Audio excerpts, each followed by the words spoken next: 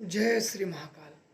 भाग 2 में माता शमशान काली से जो प्राप्त ज्ञान और उनकी कृपा से आगे का मार्ग जो प्रस्तुत हुआ उसके विषय में आप लोगों को बता रहे हैं। और ये इतना आगे चल के इतना गूढ़ ज्ञान है, इतना रहस्यमय ज्ञान है कि इसको कई पार्टों में बांट रहे हैं ताकि इस ज्ञान से आप लोग अपने अंतर के मनोभावों को दूर कर सको और अपनी आंतरिक शक्तियों को समझ पाओ। और अपनी आंतरिक शक्तियों को अगर समझ पाते हो तो निश्चित तौर पे आप एक उच्च कोटि के विचारधारा के व्यक्ति बन जाएंगे। अगर यह उच्च कोटि की क्षमता आप किसी भी क्षेत्र में, चाहे आप अपने काम के या पढ़ाई के या तंत्र साधना या भक्ति के मार्ग में अगर इस्तेमाल करते हैं तो निश्चित तौर पे आपको इसका कई गुना परिणाम प्राप्त होगा। मैं बात कर रहा हूँ शमशान काली से प्राप्त माँ तारा का। माँ तारा जैसे मैंने बता चुका हूँ कि माँ तारा एक उनके बारे में कहा जाता है कि जिन्हें भगवान शिव न तार सके उन्हें माँ तारा तार देती है। और ये तब तक मैं जान चुका था कि बिना महाशमशान काली के कृपा से आप तारा साधनाओं में उच्च शिखर नहीं प्राप्त कर सकते हो। इसमें मुझे यह ज्ञात हो गया कि आप खुद से या किसी गुरुओं द्वारा या किसी जानकार द्वारा कुछ विधियां, कुछ उलट पुलट मंत्र प्राप्त करते हो, जपने का भी प्रयास करते हो, कुछ थोड़ा बहुत किसी में सफलता मिल जाती है तो सफलता इसलिए भी मिल जाती है कि इर्द गिर्द की शक्तियाँ वो पूजा लेने के लिए भी हमारा काम कर देती है। खैर, इसकी चर्चा हम आगे विस्तार में आप लोगों को बताएंगे ताकि आप लोगों को समझ में आ जाए। अब मैं बढ़ता हूँ माता शमशान काली का वो दिया हुआ ज्ञान की तरफ। उस रात जब हुई तो मैं सोया और मैं रात में स्वप्न देखा। अब शुरुआत यहाँ होती है तारा देवी के ज्ञान का और वो शक्ति उदय का। इन्हें नील सरस्वती भी कहते हैं, तांत्रिकों की सरस्वती, मतलब जिनसे ज्ञान प्राप्त हो। सरस्वती उन्हें कहते हैं, तांत्रिकों की देवी तारा हैं जो 10 महाविद्या में द्वितीयम शक्ति है। माँ काली की ही तरह ये इनका होता है और ये भी काफ़ी उग्र है। शत्रु भेदन के लिए ये शक्तियाँ बहुत ही प्रबल मानी जाती हैं। आप लोगों को एक मैं बता दूं कि अंतिम युद्ध में महाराज लंकेश रावण ने भी देवी तारा को ही प्रसन्न करके युद्ध में गए थे और उन्हें ज्ञात था कि किसी भी युद्ध में, चाहे कोई भी साक्षात्कार स्वयं नारायण भी अगर युद्ध में खड़े हों और जिसकी संरक्षण के लिए देवी तारा खड़ी हो, उसका नारायण भी कुछ नहीं कर सकते हैं। इसलिए लंकेश ने अपनी सुरक्षा के लिए इनको अवैदिक पूजा द्वारा, अवैदिक पूजा का मतलब होता है कि जो वैदिक ना हो, तांत्रिक विधि जो तामसिक क्रियाओं से अवैदिक विद्याएं कहते हैं, जो वैदिक से हट के हो। और अवैदिक विद्या बहुत ही घातक विद्या होती है। तांत्रिक विद्या सबसे खतरनाक विद्या होती है। ये जब चलती है तो ये बहुत, इसका कोप बहुत बुरा होता है, इसका भंजन बहुत बुरा होता है। इसीलिए अवैदिक मंत्र जो होते हैं वो बहुत ही प्राणघातक मंत्र होते हैं। इनमें हल्की सी त्रुटियाँ, हल्के से भी कुछ गलतियाँ अगर की जाए तो जपने वाले का विनाश हो सकता है। और मंत्र सही दिशा में चल गया तो उस कार्य की सिद्धि में जरा भी विलंब नहीं लगता है। अब इसके बाद में उस रात को सोया। अब सोने के बाद मैं क्या देखता हूँ कि एक मेरे साथ और सज्जन हैं, वो एक महिला जो कि फटी पुराने मैले वस्त्र पहन के धारण, और 2 उसके बच्चे लगभग उसके होंगे 10 वर्ष के। वो कहीं जा रहे थे, महिला वो बीमार हो जाती है तो मुझे बोली कि मैं होके मुझे दवा के पास लेके चलो। तो मैंने बोला अच्छा ठीक है चलो। तो मैं अच्छा दवा के लिए गया, पर मैं पहुंच गया कहीं और। मैं पहुंच गया पहाड़ के पास, और मैं अपने घर से जब जा रहा था तो मैं एक कंबल भी लेके गया था। तो हम लोगों का जो सोने का प्लान वो पहाड़ के पास हो गया। अब दवा का देखो विचार निकल गया। तो वहाँ मैं बैठ के फिर जो अपने साथ एक सज्जन थे उन्हें मैं माँ तारा की जानकारी बता रहा था, यदि वो जानकारी मुझे खुद नहीं आती थी। मैंने महाकाली का, शमशान काली की उपासना की है, हनुमान जी की है, और श्री भैरव जी की है, और अन्य शक्तियों की भी की है, पर मैं तारा की नहीं किया हूँ। मतलब मैंने अनेकों शक्तियों को, हनुमान जी को भी मैं अपने गुरु के सानिध्य में कई प्रकार की साधनाएं उनके संबंधित की है, और कई बार उनसे मैं मदद की है, और आज भी वो करते हैं। तंत्र में उनका बहुत बड़ा एक स्थान होता है हनुमान वीर जी का। पर मैंने सब मिला जुला के कई शक्तियों से मैंने कार्य लिए हैं, और कई शक्तियों की कृपा भी मुझे प्राप्त है गुरु के आशीर्वाद से। पर मैंने तारा के मंत्रों का मैंने ज़्यादा कोई ऐसे नहीं किया है। गुरु द्वारा कुछ मंत्र प्राप्त थे, पर मैंने कभी अनुष्ठान उस प्रकार से नहीं किए थे। एक तरीके से मोटा मोटा माना जाए तो कोई मेरा रुचि भी नहीं था। मेरे गुरुदेव का ये था कि आप माता शमशान काली को जब तक पूजते रहे, यही आपको मार्ग देंगी। तो ये हो गया कि माता ही सब शक्तियाँ जब है ही, तो अपनी क्या इधर उधर भटकने का। ना तो हमें किसी की कथा की ज़रूरत है, ना किसी की पंडितों की ज़रूरत है, ना तो किसी पुजारियों की ज़रूरत है। ये तो उनकी ज़रूरत होती है जो स्वयं हमें कोई जानकारी चाहती होती है। हमें अगर धर्म ज्ञान, तो हम किसी कथा या पंडाल या अड्डपट्टम नहीं, हम स्वयं ही उस ग्रंथों को पढ़ना शुरू कर देते हैं। हमें किसी के पास जाके प्रवचन सुनने की ज़रूरत नहीं पड़ती। मैं जाता भी नहीं, और मुझे ज़रूरत भी नहीं है। ज़रूरत उन लोगों की है जो भटके हुए हैं। तो मैं खुद ही अध्ययन, क्योंकि अपने धर्म है, अपने शास्त्र ही करना चाहिए व्यक्ति को। मैं कई बार बोल चुका हूँ कि खुद ही अध्ययन करें, कहीं भी जाइए ना, खुद ही अध्ययन करें। एक बार नहीं, दो बार नहीं, 4 बार उसके तत्वों को समझे, पढ़ें, समझे, तब जाके बोले। अधूरा ज्ञान सदैव क्या होता है कि वो बेइज्जती का, या हमारा अपमान हो जाए, या हमारे द्वारा किसी अन्य का अपमान हो जाए। इसलिए सब कुछ समझ के तभी मुंह खोला जाता है। अब इसके बाद मैं उसे तारा का जानकारी देने लगा कि आप यह साधना करो, ऐसे करो। तो हाँ में हाँ मिलाने लगा, शत्रु विनाश के बारे में बताने लगा।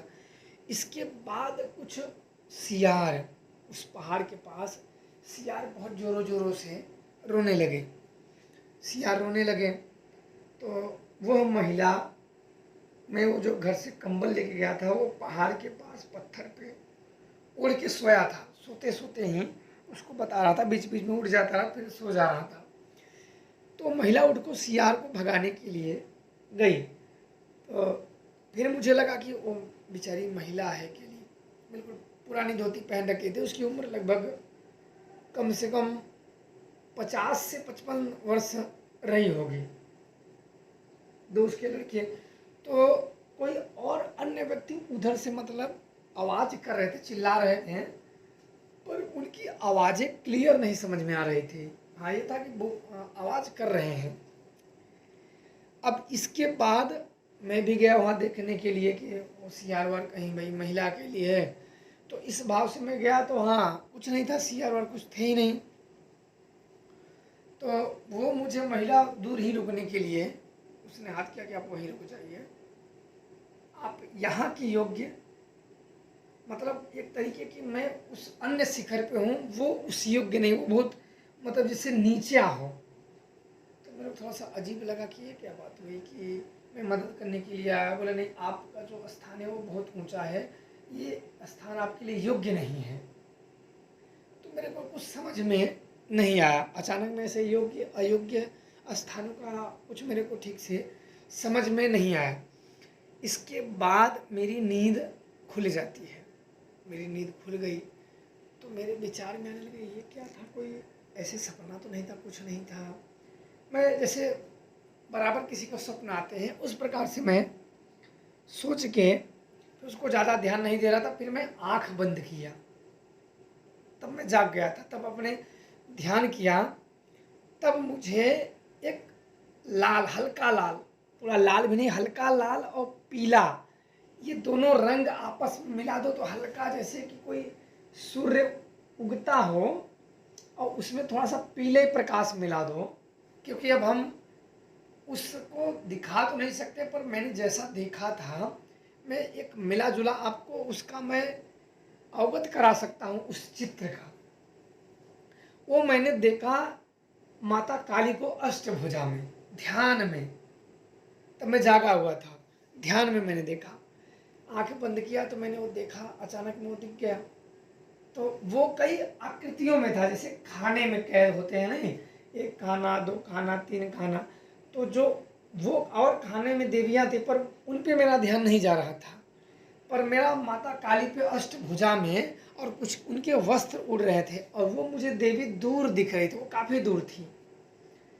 और वो दूर से ही मतलब एक हंस रही थी, उनका जो चेहरा था वो मुस्कुराता हुआ था। तो मैंने भी उनको देखा तो मेरा मन, आंखें बंद किया तो जब उनको चेहरा हुआ, हंसता हुआ चेहरा अष्टभुजा में मैंने देखा। इसके पहले मैंने इस रूप में उन्हें मैंने कभी नहीं देखा था।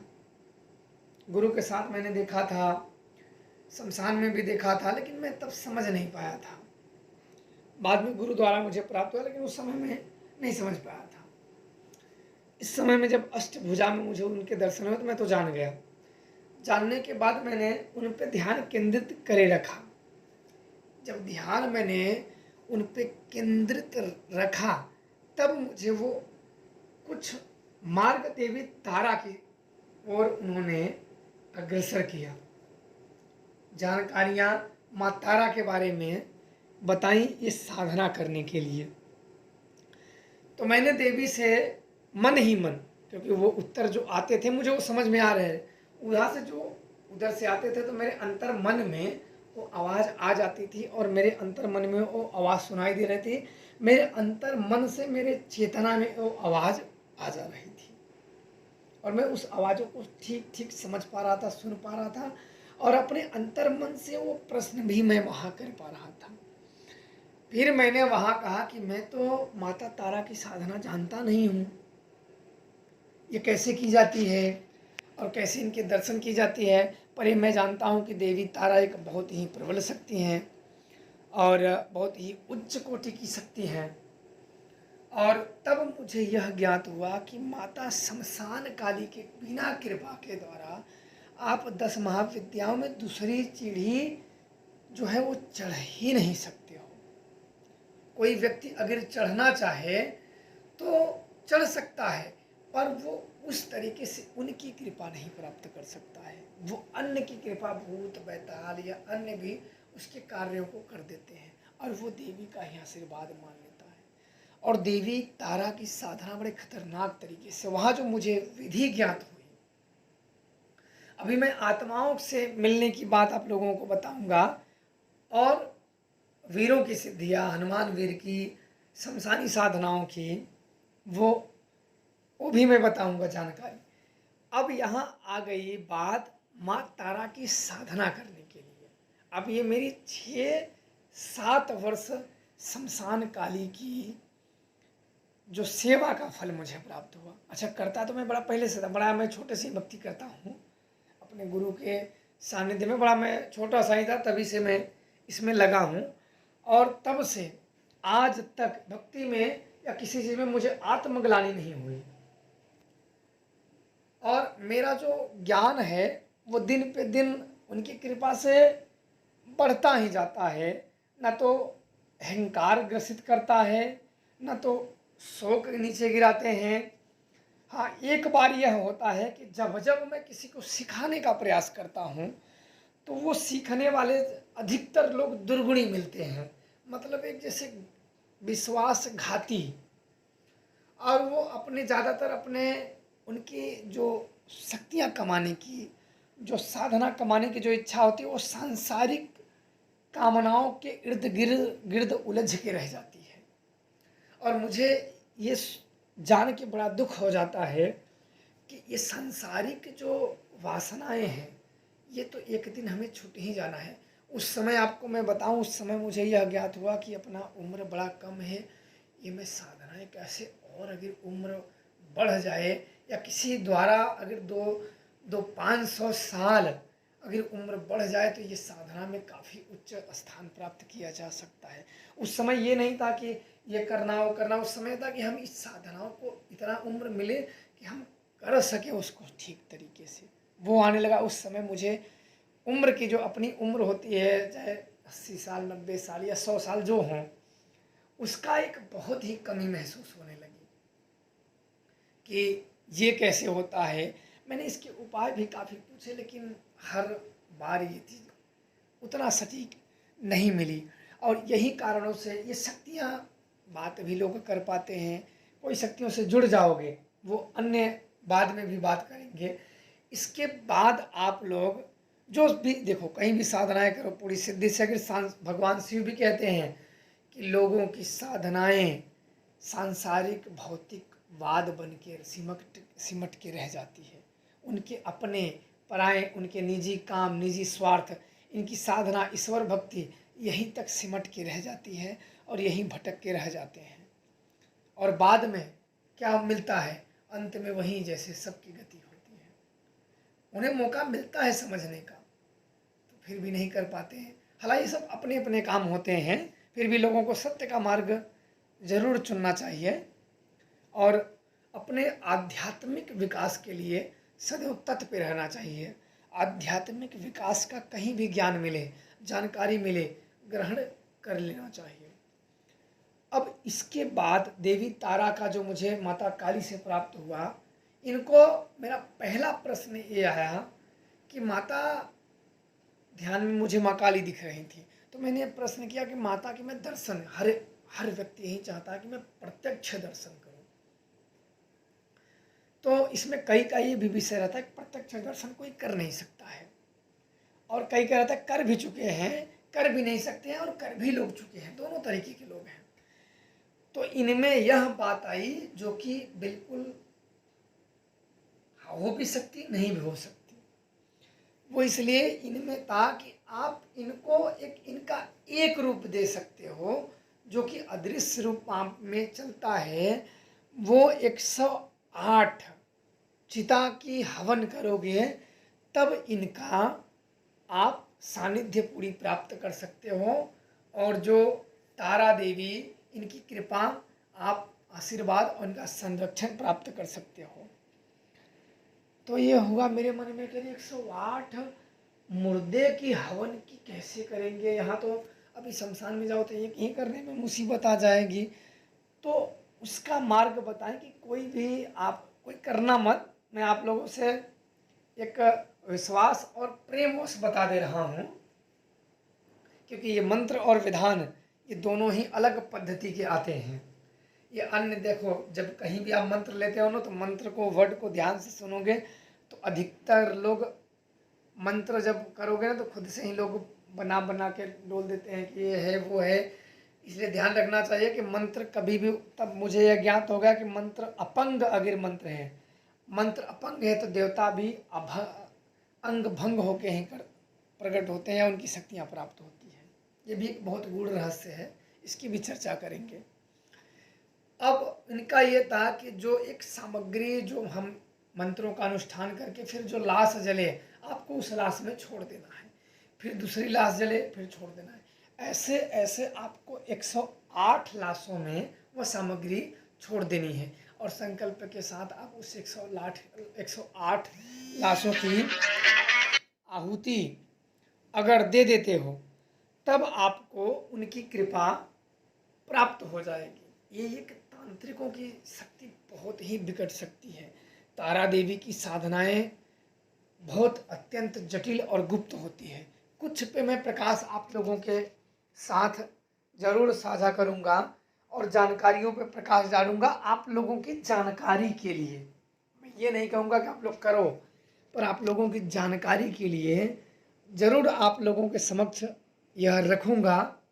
और आत्माओं से संपर्क साधने का, इनसे मिलने का, अपने अंतर आत्माओं को उससे जोड़ने का, हम अपने अंतरात्मा को जो इर्द गिर्द शक्तियाँ हैं इनसे कैसे जुड़ें, या जो गुरुत्वाकर्षण से बाहर जो ध्यानी लोग होते हैं वो समझ जाएंगे कि जब मृत्यु आत्मा कोई मरता है तो ये गुरुत्वाकर्षण से बाहर होता है, और कुछ गुरुत्वाकर्षण के अंदर होते हैं। जब इनके कोई सगे संबंधी पूजते हैं या इनसे संबंधित जुड़ी हुई वस्तुओं का प्रयोग किया जाए, उपयोग किया जाए, तो इनकी आत्मा उनसे साथ हो जाती है, तो वो लोगों के बारे में बताने लगते हैं, कहने भी लगते हैं और लोगों का समस्या भी निवारण करने लगते हैं। ये इनके आत्माओं का आकर्षण होता है, ये मुक्त नहीं होते हैं, उनके साथ चिपक जाते हैं। ये भी एक बहुत गहरा रहस्य है, अधिकतर लोग ये नहीं बताते हैं। और इन्हें जब प्राप्त होता है तो इनके अंदर भी कुछ गुण के बदलाव हो जाते हैं। अब आज के लिए इतना ही, अगले पार्ट में फिर हम जानकारी देंगे। आप लोग सुनते चलिए और समझते चलिए, और आप लोगों को काफ़ी हद तक इनके बारे में जानकारियाँ प्राप्त हो जाएंगी। कुछ जानकारियाँ मैं यहाँ गुप्त रखूँगा। कुछ ऐसे होते हैं, समसानिक क्रियाएं होती हैं जो कि समाज में उजागर उनका होना ठीक नहीं होता है।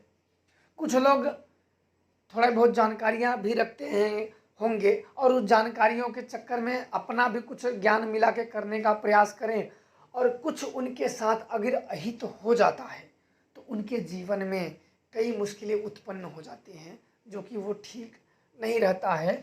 इसलिए कुछ जानकारियाँ जो माता की बताई हुई तारा साधनाओं के बारे में कुछ गुप्त रखी जाएगी, संपर्क साधना की बता दी जाएगी। तो आप लोग बने रहिए, खुश रहिए, महाश्मशान काली की कृपा बनी रहे।